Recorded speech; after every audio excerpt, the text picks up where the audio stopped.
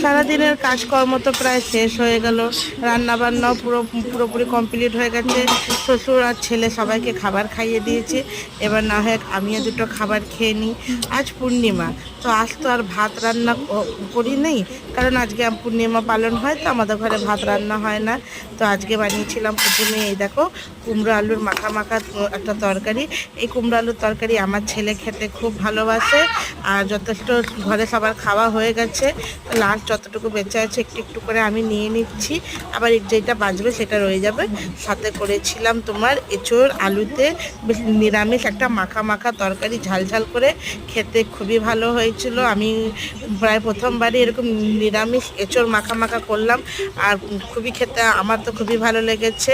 আর এর সাথেই আমি বানিয়েছিলাম গরম গরম পরোটা। লুচি তো প্রায় করে খাই, এবারে আর লুচি মন করেনি, তাই গরম গরম পরোটা করলাম। আর এই এঁচোড় দিয়ে আর কুমড়ো তরকারিতে গরম গরম পরোটা খেতে খুবই ভালো লাগলো। সাথে একটু স্যালাড কেটেছিলাম। আর এবারে মিষ্টি নিয়ে নিই, মিষ্টির জায়গায় একটু আমের আচার নিয়েছিলাম, যেটা খেতে খুবই টেস্টি ছিল। তা আজকের আমার এই লাঞ্চ ব্লগটা তোমাদের কেমন লাগলো?